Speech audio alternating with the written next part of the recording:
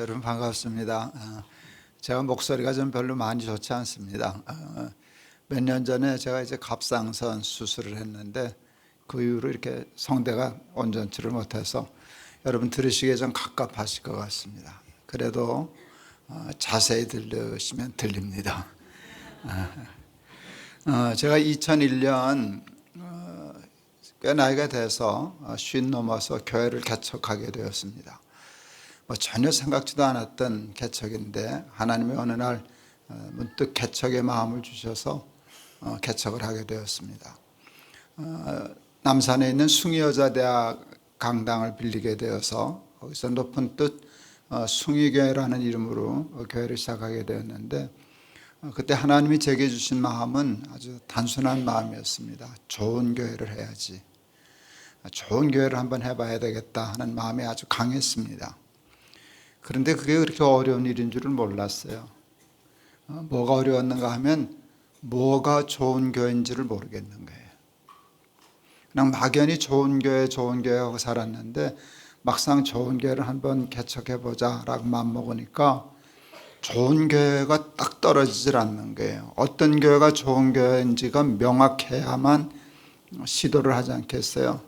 근데 좋은 교회라고 하는 일이 추상적인 이렇게 관념처럼 그냥 있었지 정확하게 좋은 교회가 뭐다 하는 게 떨어지질 않아서 몇 달을 가위 눌리듯이, 이게 문제가 안 풀리니까 갑갑하잖아요. 답답하고 갑갑하고 그런 시간을 몇 달이나 보냈습니다. 그때 하나님이 주신 말씀이 오늘 본문의 말씀입니다. 우리가 잘 아는 베드로의 신앙 고백입니다. 주는 그리스도시여 살아계신 하나님의 아들이십니다 라고 고백을 하니까 예수님이 내가 이 반석 위에 내 교회를 세우리라, 다 아는 말씀인데 그때 제 마음에 와닿았던 단어는 내가라는 단어였어요. 내가 이 반석 위에 내 교회를 세우리니. 그때 깨달았어요. 예수님이 이러시는 것 같아요. 내 교회는 내가 세운다. 왜 네가 그렇게 걱정을 하냐. 내 교회는 내가 세운다. 그때 풀렸어요. 아주 쉽게 풀렸어요. 좋은 교회는 사람이 세울 수 있는 교회가 아니다. 좋은 교회는 예수님이 친히 세우신 교회만이 좋은 교회다. 그래서 제가 예수님께 세워달라고 부탁드리면서 속으로 그랬어요. 하마터면 덤태기 쓸모없네. 내 교회도 아닌데 내가 몇 달을 끙끙거렸거든요. 갑갑해가지고. 근데 그때 풀렸어요. 예수님 세워주세요. 그런데 예수님은 아무데나 교회를 세우지 않으시더라고요. 반석 위에 세우시더라고요. 근데 그 반석이 뭔가 하면 신앙 고백이었어요. 주는 그리스도시요 살아계신 하나님의 아들이십니다라는 신앙 고백이 반석인데, 저는 그 말을 아주 간단히 정리했어요. 하나님이 주인이신 교회, 하나님만 주라고 으뜸 주인으로 삼는 교회, 그래서 사람이 주인 되지 않고 하나님만 주인이 되시는 교회를 하겠습니다 이렇게 약속했습니다. 그 반석을 준비하면 이게 터가 좋은데 내가 교회를 세우리라. 그렇게 하면 음부의 권세가 이기지 못하리라. 그래서 높은 뜻 숭의교회의 목표는 단 하나입니다. 추구하는 목표는 단 하나예요. 하나님만 주인이 되시는 교회. 그래서 그 하나님이 주인이 되시는 교회를 하기 위해서 6가지 구체적인 실천 목표를 정했습니다. 첫째는 신령과 진정으로 하나님께 예배하는 교회. 하나님이 주인이 되시는 가장 좋은 그 행위는 예배입니다. 예배는 사람에게 드리는 게 아니잖아요. 하나님께 드리는 것이고, 예배는 사람의 말을 전하는 데가 아니잖아요. 하나님의 말씀을 전하는 거잖아요. 예배는 하나님께 기도하는 시간이잖아요. 찬양하고 기도하고 말씀 듣고. 그래서 예배를 잘 드려야 되겠다라고 생각해서 저희 교회는 개척하고 만 2년 동안 예배 외에는 아무것도 안 한 교회입니다. 직분도 임명하지 않았고요. 심지어는 저희 교회는 제가 좀 나이 들어서 개척해서 숫자적으로는 굉장히 많이 모인 교회였어요. 교인이 3,000명 출석할 때까지 등록을 받지 않았어요. 그냥 오는 대로 예배만 드렸어요. 그래서 구역도 없고 구역장도 없고 등록교인도 없고 누가 오는지 누가 가는지 신경도 쓰지 않고 2년 동안 꼭 2년 동안 오로지 예배만 드렸습니다. 그런데 그게 이렇게 맞았어요. 저는 이렇게 요즘 음식 요리하고 맛집 이게 이제 굉장히 유행인데 저는 이렇게 맛집을 쫓아다니는 그런 사람은 아니에요. 그냥 한 끼 먹으면 되지 하는 스타일인데 제가 혹시 식당을 눈여겨보고 간다면 저는 뭘 잘하는 식당을 찾는가 하면 밥을 잘하는 집을 찾아요. 근데 그 밥을 쉽게 생각하지만 일본의 요리사들이 정말 전통 요리사들이 밥 짓는 데만 몇 년씩 배운다고 하는 말을 듣는데 저는 그 말을 이해하거든요. 식당은 밥이 맛있어야 돼. 다음에 다른 것도 맛있으면 좋지만 그렇게 찾는데 저는 교회가 예배가 밥 같아요. 여러 가지 일하는 거 좋은 것들이 많이 있겠지만 우선 기본적으로 밥이 잘 돼야 된다라는 생각을 해서 2년 동안 오로지 예배만 드렸습니다. 저희 교회는 청년들이 많은 교회였어요. 굉장히 어른들보다 청년들이 더 많았던 교회인데 청년들이 예배 드리겠다고 명동역 전철역 내려서 교회가 산 중턱에 있거든요. 남산. 올라면 숨가파요. 여름 같은 때. 예배 시간 늦으면 예배 시간 늦는다고 들고 뛰고 와서 예배 드리고 찬양하는 모습을 보면 얼마나 감사했는지 모릅니다. 우리 성광교회도 예배가 살아있는 교회인 줄을 믿습니다. 마음을 다하고 뜻을 다하고 정성을 다해서 하나님께 예배하는 예배의 은혜를 알고 예배의 맛을 아는 교회가 돼야 건강한 교회가 되는 줄을 믿습니다. 제가 이제 동안교회라는 교회에 좀 있었는데 거기서도 한 10년 신부를 했는데 부임을 하니까 그 재직의 부서 중에 예배부라는 부서가 있어요. 예배부가 있는데 예배를 뭐든 준비하는 거예요. 주보도 다 접어놓고 안내위원 챙기고 헌금위원 챙기고 이렇게 하는 건데 나는 예배부원들이 그렇게 열심히 교회를 보다 처음 봤어요. 동안교회가 예배를 많이 드릴 때는 일주일에 5번 예배를 드렸거든요.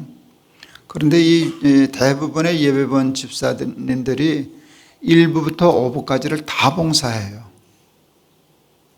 그러면 저보다도 먼저 와서 다 준비하고 예배가 끝나도 저보다도 늦게 다 정리하고 가셔서 교회를 저렇게 열심히 하는 분 참 보다 처음 봤다 하고 감동을 했어요. 근데 어느 날 보니까 이상한 걸 발견했어요. 예배부원들이 예배를 안 드려요. 봉사하느라고. 어느 날 그 예배부 부장 집사님이 우리는 교인들이 예배 잘 드리게 하기 위해서 희생합니다. 내가 속으로 생각했어요. 희생할 게 따로 있지 예배를 희생해? 그래서 제가 한번 작심을 하고 수요기도 때인가 그분들을 칭찬했다가 한번 패대기를 쳤어요. 난 이렇게 열심히 재직들 본 적이 없다고, 우리 교회 예배부가 최고로 봉사 잘한다고. 근데 여러분 조심하시라고, 저분들이 교회 망칠 사람들이라고. 깜짝들 놀랐죠. 그렇게 충성하고 교회 열심히 한 사람들을 교회 망칠 사람이라고, 위험분자들이라고 아주 매도를 했잖아요. 당황했죠. 그때 얘기를 했어요. 예배를 안 드린다 저분들이. 교회 예배를 드리지 않고 열심만 한다. 그렇게 하면 사고가 생긴다. 예배를 드리지 않으면 은혜가 없다. 자기는 열심만 있지 은혜는 없다. 하나님의 지혜도 없다. 그러면 자기 생각과 자기 고집을 가지고 열심히 하면 교회가 산으로 간다. 그때 무슨 얘기인지 알아들으셨죠? 그래서 알아들으셨기에 예배부원들한테 부탁했어요. 돌아가면서 어떤 분은 1부, 어떤 분은 2부에서 예배만 드려라. 봉사하지 말고. 근데 예배부원들은 뒷자리에서 예배 드리지 말고 맨 앞자리에 와라. 그분들은 뒤에 앉으면은요, 설교가 안 들어와요. 아무개 집사 왔나? 안내위원 빠지지 않았나? 이게 늘 생각이니까. 걱정하지 말고, 예배위원, 헌금위원 한 분 안 와도 상관없으니까 맨 앞자리에 와서 예배 드려라. 예배가 중요합니다. 근데 교회 하다 보면 예배 외에도 교회는 재밌는 것들이 참 많아요. 근데 거기에 맞들이면 여러분 교회는 점점 허약 체질이 돼요. 아이들이 밥을 안 먹고 단 것만 먹고 입에 맞는 것만 먹으면 영양이 깨져서 약해지는 것처럼, 이빨 썩는 것처럼, 교회도 여러분 그런 단 것 너무 좋아하다가 이빨 썩고 영양균형 깨지고 그런 경우가 있는데 밥 잘 먹는 우리 성광교회 되시기를 바랍니다. 두 번째는 하나님이 기뻐하시는 일을 힘쓰는 교회. 제가 이제 젊어서 영락교회 부목사를 했었는데 주로 신방하는 목사예요. 제가 32살에 부목사를 갔었는데요. 근데 교구가 워낙 커요. 그때 제일 큰 교회였으니까. 신방을 가면 이제 대신방 중에 점심 식사할 시간이 있지 않습니까? 가면 어느 분이 이제 식사 담당을 하죠. 요즘 그냥 식당에서 식사하면 되잖아요. 그때는 식당에서 식사 대접하는 것을 결례라고 생각하던 때였어요. 꼭 집에서 장 봐다가 상을 차려야만 그 목사님 대접하는 거다라는 인식이 있어서 대부분은 가정에서 식사 준비를 했어요. 어느 날 권사님 한 분이 식사 준비를 하기로 한 권사님 한 분이 제 아내에게 전화를 했어요. 사모님, 제가 목사님 점심 대접하기로 했는데 목사님 뭐 좋아하세요? 목사님 좋아하는 거 해드리고 싶어요. 이때 걸려두면 안 됩니다. 그거 가르쳐주면 안 됩니다. 우리 목사 칼국수 좋아하는데요. 그러면 큰일 납니다. 이 집도 칼국수, 저 집도 칼국수. 오늘도 칼국수, 내일도 칼국수. 교회는 자기밖에 모르거든. 그러면 안 되니까 우리 아내가 그 센스가 있어서 끝내 얘기를 안 했습니다. 우리 목사 아무거나 잘 먹습니다. 그 권사님이 자기가 정성껏 뭘 준비해서 식탁을 차렸는데 어느 음식 특별히 제 입에 맞았던 모양이에요. 그러니까 나도 모르는 사이 그걸 젓가락이 많이 갔겠죠. 그랬는데 그 다음부터 이상한 일이 일어났어요. 그게 나를 따라다니는 거예요. 말도 안 했는데 이 집도 그게 나와 저 집도. 그래서 내가 하도 이상해서 얘가 나 따라다니네요. 그랬더니 그 음식을 준비한 권사님이 나도 사모님한테 전화했는데 안 가르쳐 줍디다 뭐. 그래서 그 전에 식사했던 권사님한테 전화했죠. 뭐라고 전화했어요? 목사님 젓가락이 어딜 많이 가더냐.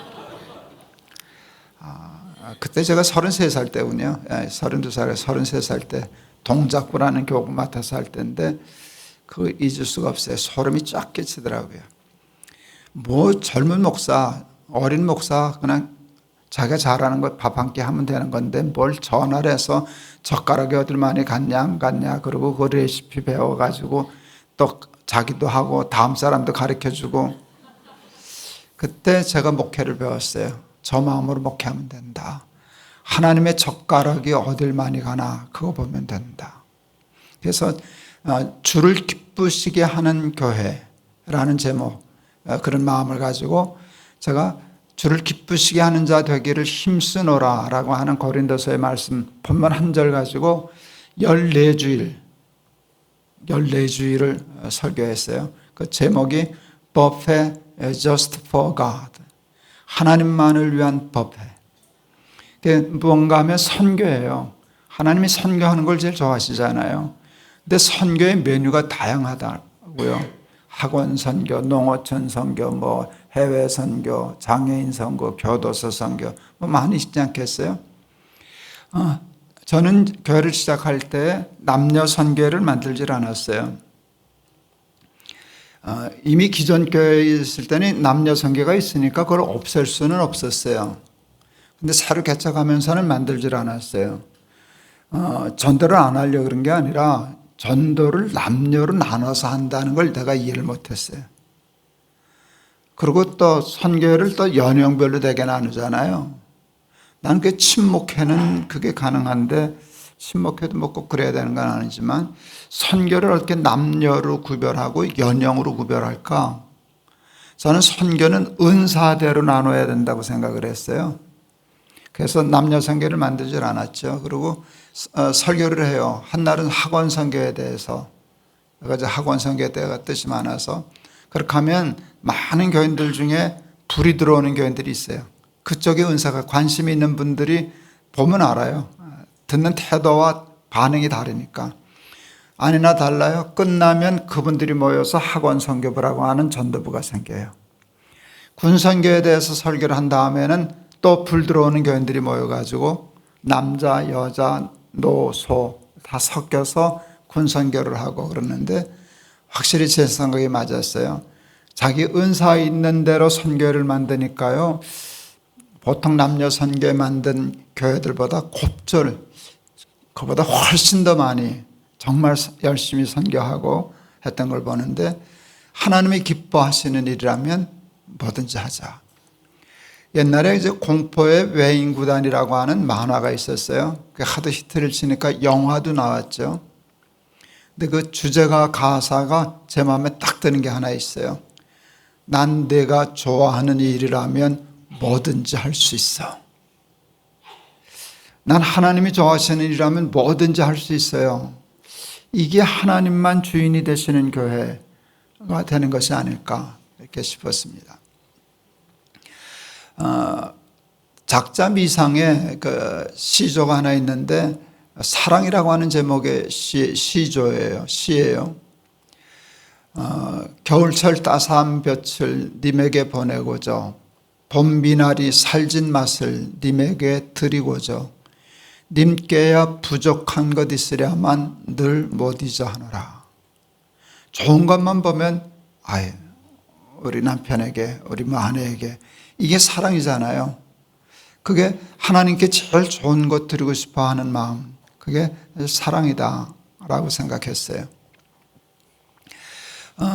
제가 영락교에 있을 때인데 그 경기도에 있는 어떤 지역에서 이제 작은 교단이에요. 우리 교단 합동 통합이 아니고 이제 작은 교단에 교회들이 한 10개, 20개 교회가 모여서 연합 재직 수련회를 했어요. 신년에.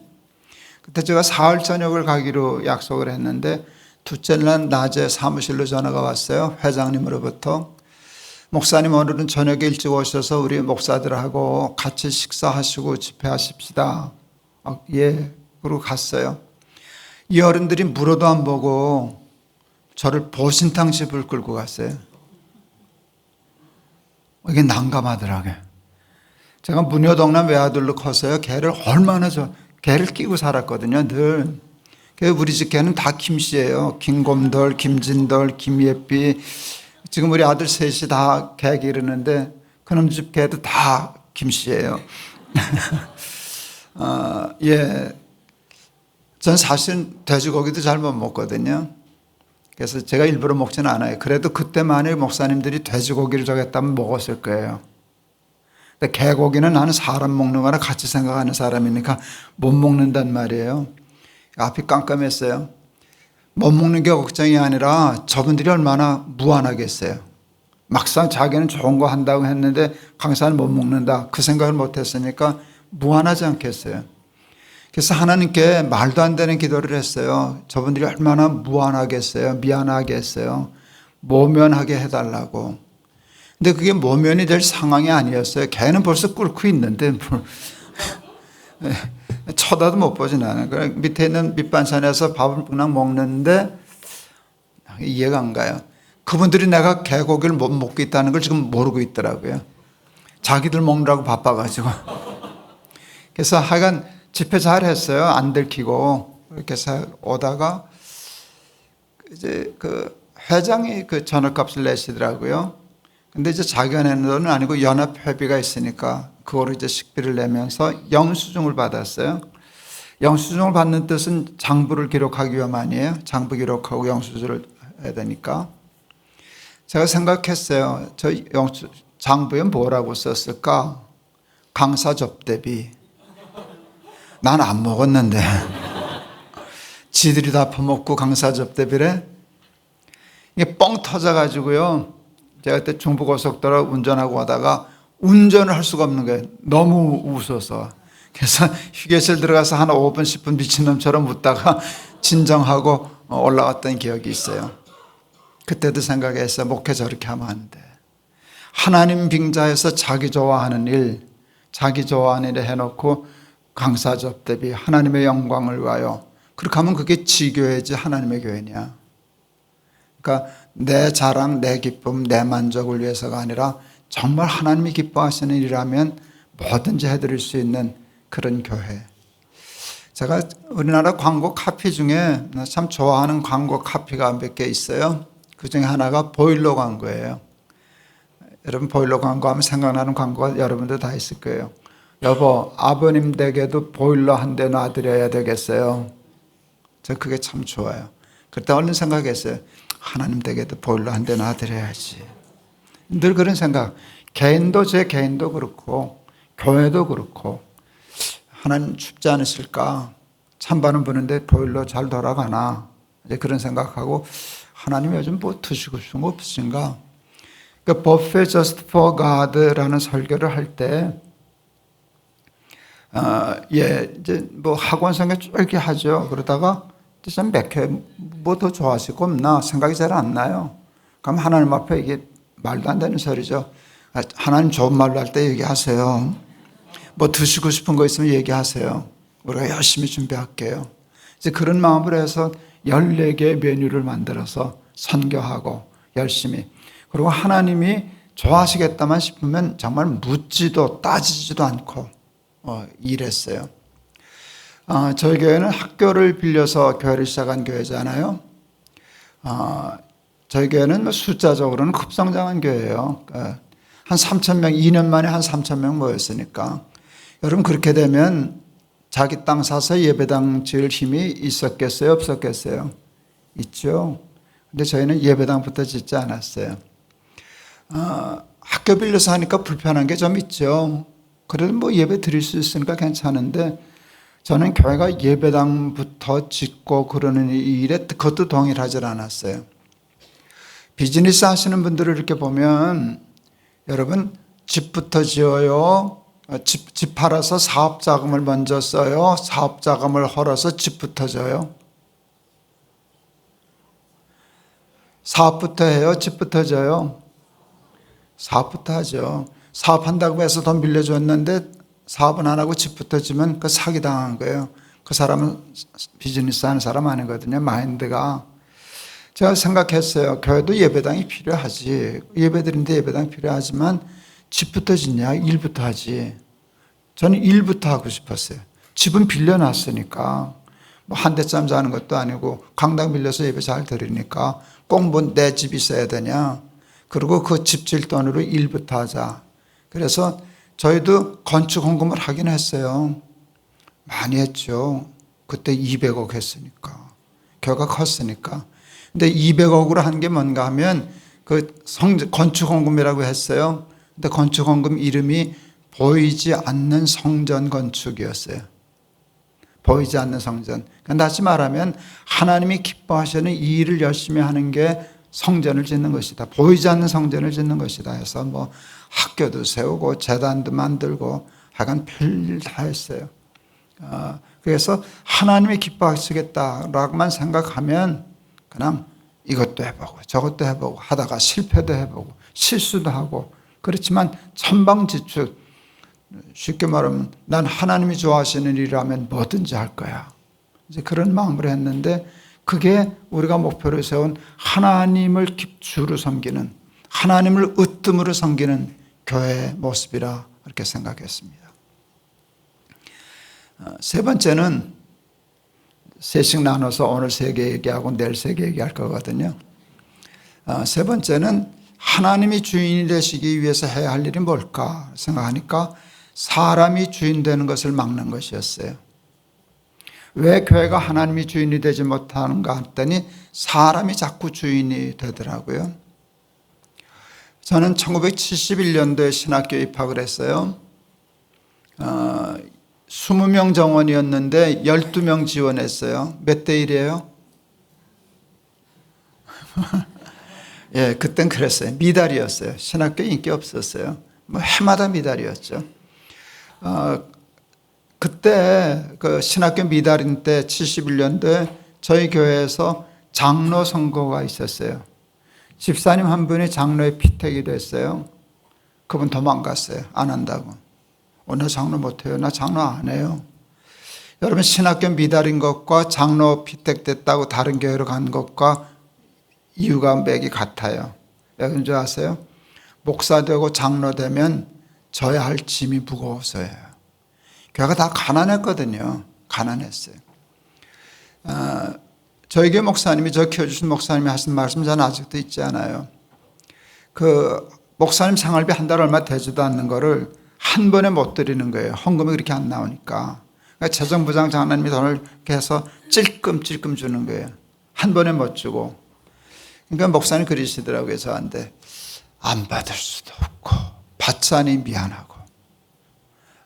그러면서 첫 번째 주일 연보 나오는 거로 담임 목사 생활비 주고, 두 번째 주 연보 나오는 거로 여전도사님하고 사찰 집사님 생활비 드리고, 그리고 셋째 주, 넷째 주 연보 나오는 거로 교회 살림하면 참 좋은데. 근데 그게 안 됐으니까. 제가 지금 그 얘기를 생각하고, 제가 목회했던 교회 첫 주일 연보 나오는 거 나다 줬으면 난 재벌 됐겠다 싶어요. 한국교회가 이렇게 커질 줄 몰랐어요. 커질 줄 몰랐어요. 그땐 다 목사가 된다는 것은 바꿀물 각오를 해야 되고, 장로가 된다는 것은 교회가 어려울 때 그 재정적인 감당을 해야 된다는 생각을 하니까, 나 장로 할래요, 이 소리 없었어요. 교회가 커지니까 신학교 경쟁률 엄청나졌었어요. 우리 아들 신학교 갈 때는요 6대 1이었어요. 무슨 고시 치르듯이 준비해도 들어갈까 말까 할 만큼 문이 좁아졌어요. 교회마다 장로 선거 과열되기 시작했어요. 전에는 장로 뽑아줬다고 도망가더니 장로 안 뽑아줬다고 도망가는 교회들이 생기기 시작했어요. 왜 그런가? 교회에요 전에 없었던 세상적인 매력들이 생겨났어요. 숫자도 많아지고 돈도 많아지고 하니까 거기에 목사가 되고 거기에 장로가 되면 권리들이 많이 생기니까, 거기 권리들이 많이 생기니까 내가 목사할래, 내가 장로할래 하는 일들이 사람이니까 생기지 않았나. 그래서 저는 교회 안에 사람이 주인 될 만한 일들을 다 제거하기 시작했어요.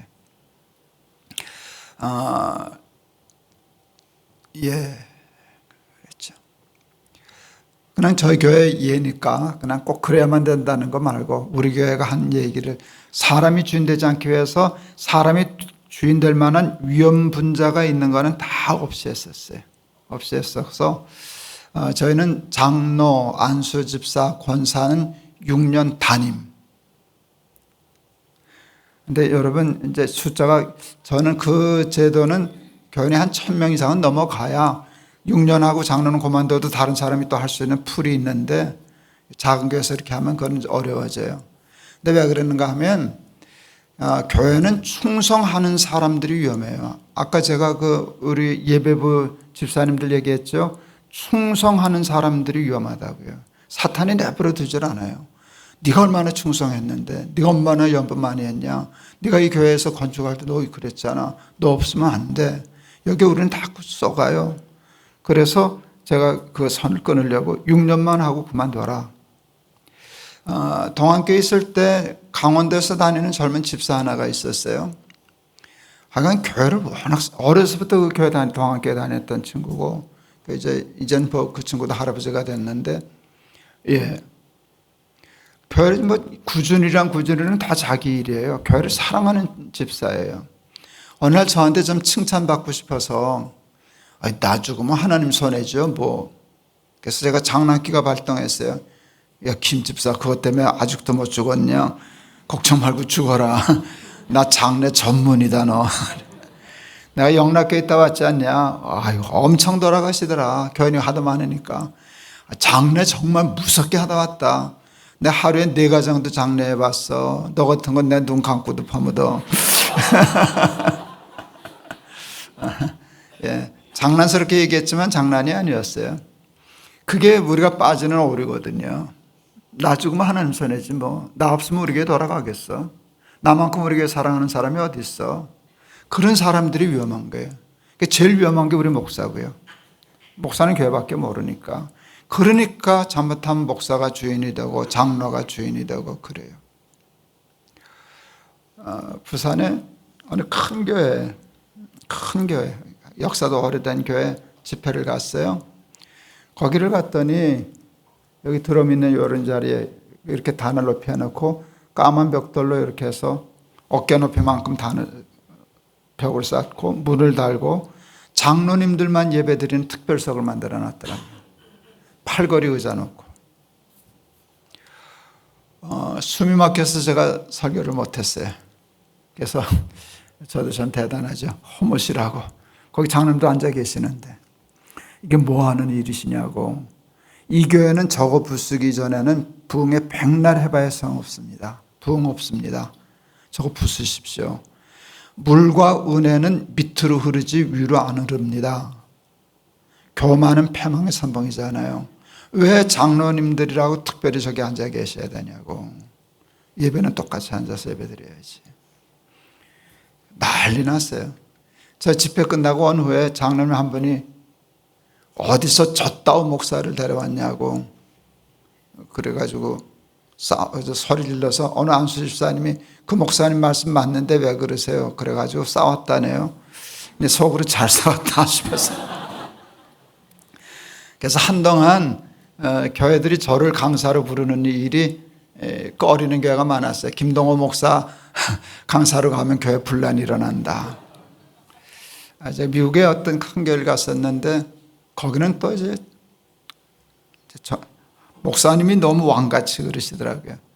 근데 하여간 목사도 주인 되면 안 되고 장로도 주인 되면 안 되고 연봉 많이 냈다고 주인으로가 안 된다는 게 기저였으니까 그게 목사님한테 많이 거슬렸던 모양이에요.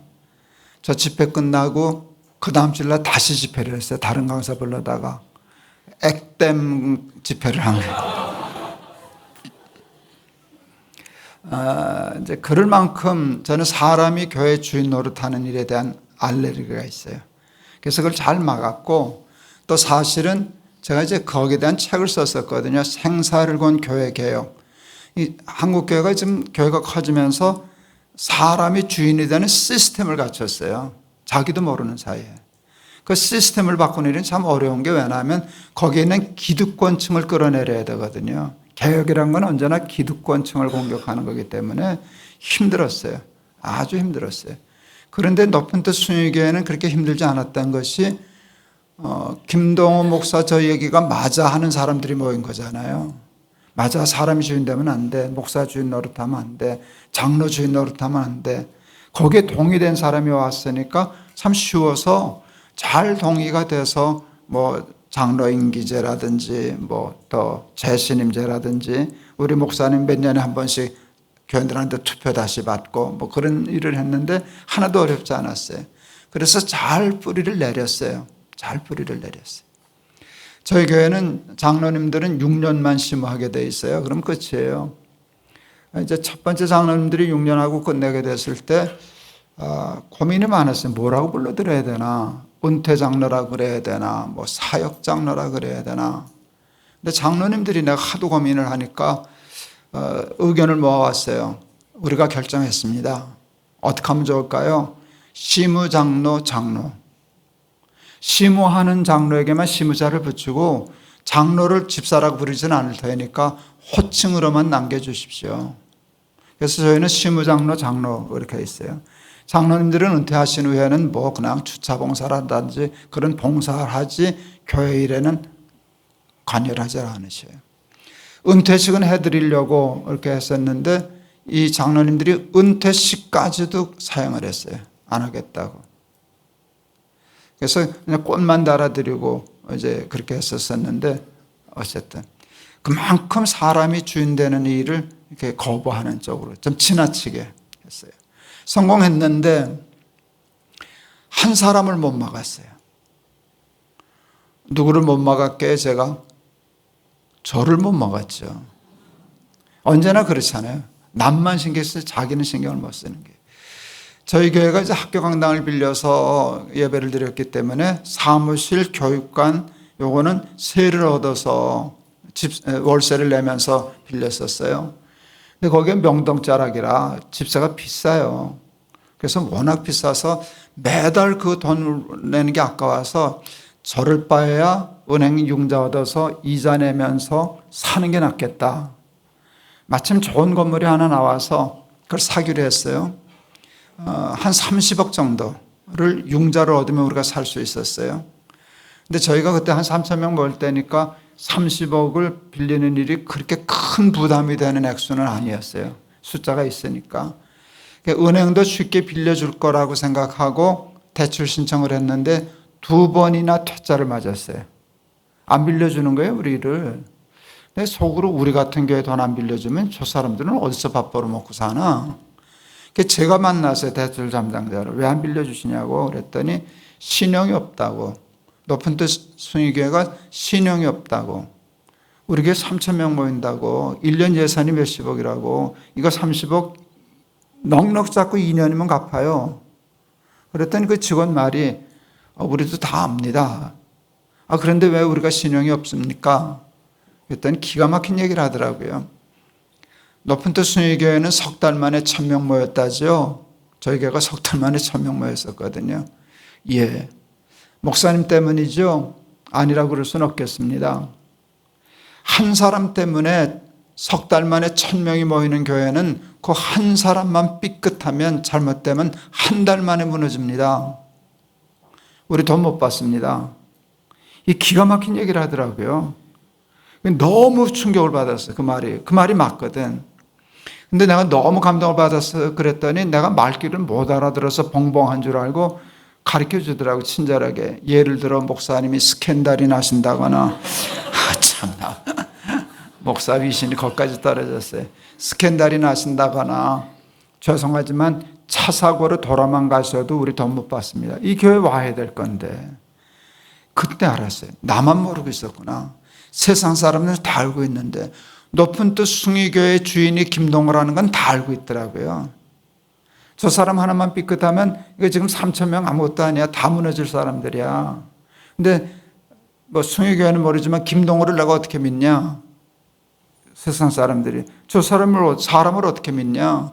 그건 너무 무모하다, 위험하다. 차라리 안 주는 게 낫다. 근데 그 말이 너무 감동이 됐어요. 전 돈 안 빌려줘도 상관없어요. 그냥 월세 내고 살면 되는 거니까. 그런데 제가 하도 감동을 받으니까 자기 말에 그렇게 감동받는 사람을 처음 봤잖아요. 감동받는 것에 감동받아가지고 돈 빌려줬어요. 그래서 그 건물을 샀죠. 그때 제가 알았어요. 높은 뜻 숭의교회 문제는 김동호구나. 그래서 제가 높은 뜻 숭의교회에서 김동호 지우기, 김동호 제거하기, 김동호 없어도 잘 되는 교회 되게 해야지. 그 목표를 세우고 제일 먼저 했던 일이 안식년을 떠나는 일이었어요. 저는 이제 동안교회 있을 때에도 안식년을 했었어요. 근데 제가 동안교회 안식년 할 때는 말도 안 되는 타이밍에 했었어요. 97년도. 여러분 97년도 한번 생각나는 거 있죠? IMF. 그때 IMF 교회 비상일 때예요. 근데 그때 저희는 건축 중이었거든요. 큰 예배당 3,400평 큰 공사가 벌어졌는데 이게 큰 공사만 벌어져도 비상 상태인데 IMF가 겹쳤으니까 이게 그래요. 그때 담임 목사가 안식년 갈 수 있어요, 없어요? 간다는 게 말이 돼요, 안 돼요? 근데 저는 갔어요. 그러니까 제가 안식년 가겠다니까 장로님들이 기가 막혀서 말씀을 안 하시더라고요. 쉽게 말하면 당신 양심이 있어? 쉽게 말하면. 목사가 어떻게 건축 중에 안식년을 간다 그러냐? 근데 이게 보통 시국이냐? 지금 IMF가 걸려서 뭐 난리인데 부도 날까? 시공업자가 뭐 공사 중단될까? 이런 때인데 담임 목사가 팔자 좋게 안식년을 간다고. 그때 제가 이렇게 얘기했어요. 안식년을 내가 만들었냐? 하나님이 만드셨지. 근데 난 생각을 했어요. 왜 하나님이 안식년이라는 제도를 만드셨을까? 했을 때 너 열심히 일한 당신 떠나라 하는 포상휴가 개념이 아니었어요. 제가 이해한 안식년은, 제가 이해한 깨달은 안식년은 너 없어도 돼 였어요. 너 없어도 돼. 농사 짓다 보니까 하나님 때문에 먹고 사는지 지 때문에 먹고 사는지가 하나님 나 도와준 게 뭐가 있어? 내가 농사를 져서 먹고 사는데 이렇게 될 가능성이 많거든요. 농사 안 해도 너 먹고 사는 건 나한테 달려 있는 거야. 너 없어도 돼. 제가 안식년을 그렇게 풀었어요. 그러고 생각하니까 기가 막힌 안식년 타이밍이더라고요. 내가 없으면 안 되는 타이밍이거든요. 건축 중에 IMF. 제가 말을 오죽 잘해요. 장로님들 들으시더니 일리가 있습니다. 그래서 제가 안식년을 갔어요. 안식년 하는 동안에 교회에다 전화도 안 했어요. 전화하면 뭐 이거 결정해라 저거 이건 어떡할까요? 의논할 테니까. 나를 완전히 배제하고 그냥 예배당 지으라고. 제가 언제 미국에서 돌아왔는가 하면 입당 예배 드리기 전날 밤에 들어왔어요. 얌체도 그런 얌체가 없죠. 그런데 그게 옳았어요. 그래서 동안교회는 제가 있으면 좋지만 없어도 아무 까딱 없는 단단한 교회가 되었어요. 그래서 높은 데 순위교회도 제가 안식년을 가겠다고. 저는 한 달에 한 주일을 설교를 늘 안 했어요. 늘 담임 목사 설교만 들으면 교인들이 이렇게 편협해져요. 담임 목사 설교회는 모르니까. 그래서 한 달에 한 주일은 부목사님도 세우고 다른 목사님도 세우고 그러면 나도 좋아요. 토요일 날 설교 준비 안 하니까 텔레비전 봐도 되고 뭐 영화 봐도 되고. 근데 제가 설교 안 하는 주일은요 400명에서 한 800명 안 왔어요. 제가 이래봬도 그런 사람이라고요. 장로님들이 그걸 걱정하는 거예요. 목사님 설교 한 주일만 비워도 800명 안 옵니다. 1년을 비우시면 우리 교회 무너집니다. 우리 아직 숫자는 많아도 개척교회입니다. 그래서 제가 얘기했어요. 그래서 간다는 거 아닙니까? 내가 없으면 안 되는 교회는 내가 주인입니다. 이제 젖을 떼야 됩니다. 젖을 떼야 됩니다. 그래서 내가 없어도 돌아가는 교회를 해야 됩니다. 갔어요. 안식년을 갔어요. 그 다음 주일날 교인들 줄었게요? 안 줄었게요? 좋은 말로 할 때 대답해요. 줄었게요? 안 줄었게요? 줄었습니다. 조금 줄었게요? 많이 줄었을까요? 많이 줄었습니다. 1000명 없어졌어요. 이게 뭉툭이가 떨어져 나간 게 장로님들이 난리가 났어요. 빨리 들어오라고 수습하라고. 목사님 들어오셔서 수습해야 되지 않겠습니까? 제가 안 들어갑니다 그랬어요. 다 무너져도 안 들어갑니다. 내가 들어가야만 수습되는 교회는 내가 주인이 되는 것을 더 강화하는 겁니다. 무너지면 다시 개척하랍니다. 그러고 안 들어갔는데 그게 옳았어요. 돌아왔을 때 다시 원상이 회복이 됐고요. 숫자는 같았는데 체질이 달랐어요. 전에는 내가 없으면 왔다리 갔다리 하는 교회였는데 갔다 오니까 제가 없어도 되는 단단한 교회가 되었습니다. 하나님이 어느 날 교회를 넷으로 분립하라는 마음을 주셨어요. 학교가 사실 우리를 나가라 그랬는데 그때는 한 5,000명 될 때거든요. 데리고 나갈 데가 없더라고요. 그때 하나님이 뭘 5,000명 다 끌고 어디를 가냐? 넷으로 나눠라. 넷으로 제가 동의가 됐어요. 교회를 넷으로 나누고 제가 그때 58이었는데 은퇴할 때까지 몇 년, 우린 65세가 정년으로 정했는데 그러면 4분의 1 교회는 내가 해야지 했더니 하나님이 못하게 하시더라고요. 네가 맡으면 분립이 안 된다. 그게 이해가 돼서 저 은퇴할 때까지는 선교회를 만들어서 선교회만 하고 교회 다니면 하질 않았습니다. 그랬더니 이제 목사님 다 분립해서 잘했는데 우리 친구 목사들이 걱정을 했어요. 너 그러다 뒷방 늙은이 된다. 후배 목사들 자기 목회하느라 바빠서 너 안 챙겨. 너 뒷방 늙은이 된다. 그때 하나님이 저한테 그러셨어요. 너 안방 많이 하려고 목회했냐? 내가 주인인 교회 해준다 그랬잖아. 내가 주인이 되려면 너 같은 놈이 뒷방 늙은이가 돼야 되지 않겠냐? 이해가 되더라고요. 그래서 기도 많이 했어요. 뒷방 늙은이가 되게 해주십시오. 근데 그게 되더라고요. 왜 되나 하니까 머리를 일단 이해가 됐어요. 그게 옳다는 게 이해가 됐어요. 이게 안 풀렸어요. 그래도 섭섭하잖아요. 그래도 섭섭하잖아요. 이거는 기도로 풀리더라고요. 기도를 하니까 이게 풀려서 됐어요. 하나님 한번 시험 보시더라고요. 제가 네 교회를 주일마다 한 교회씩 이렇게 돌아가면서 설교하고 주일날은 그랬는데 수요 예배는 제가 설교를 안 하니까 그냥 아무 개나 막 가요. 4개 중에 1개 하면 자꾸 설교하라 그래요. 그래서 그거 듣기 싫어서 늦게 가요. 담임 목사가 설교 시작할 시간쯤에 들어가요. 그날도 딱 늦게 들어가서 뒤에 앉았어요. 우리 부부가. 우리 교인들이 제가 오는 거 못 봤어요. 우리 새로운 담임 목사님이 여러분 뒤를 돌아다 보십시오. 반가운 손님이 오셨습니다. 그때 내가 머리를 한 대 맞은 것 같았어요. 야, 제가 나를 손님이란다. 섭섭하더라고요. 내가 얼마 전까지 갑이었는데 지가 을이고, 내가 보통 갑이었나 슈퍼 울트라 짱갑이었지.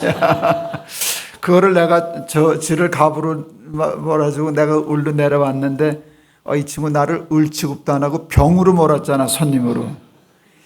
나를 손님이란다. 섭섭했어요. 그때가 위기였어요. 근데 하나님이 그때 제 마음에 이런 마음을 주셨어요. 얘야, 네 손님이 되어야 끝까지 반가운 법이란다. 아, 예. 그래서 또 반가운 손님이 되게 해주시옵소서. 기도 많이 했습니다. 근데 쉽지는 않았지만, 사람인데 쉽지는 않았지만 하나님이 그거를 극복하게 해주셨어요. 그래서 제가 상을 많이 받았어요. 제가 반가운 사람이 되었어요. 저희 지금 높은 뜻 교회는 16개 교회가 됐어요. 이렇게 다 흩어져서 갈 때도 많고요. 제가 가는 것을 교인들이 반가워하고요. 우리 후배 담임 목사님도 왜 우리 교회 자주 안 오세요? 우리 교회 좀 자주 오시지. 정말로 그러거든요. 그리고 친해요. 언제나 갈 수 있고 언제나 가면 반가워해요. 왜요? 내가 손님이 됐으니까. 주인 노릇하지 않으니까. 하나님이 주인 되시기 위해서 하는 구체적인 얘기들, 예배 열심히 드리는 거, 하나님 좋아하시는 일이라면, 그 다음에 우리는 충성, 그게 목사든 장로든 교인이든 연보를 많이 했든 얼마나 헌신했든 다 잊어버리고 나는 주인 아닙니다. 그리고 자기를 부인하고 자기 십자가를 지고 쫓을 때 좋은 교회, 하나님이 주인이신 교회, 반석위에 세운 교회 될 줄을 믿습니다. 그런 우리 성강교회 되시기를 축원합니다.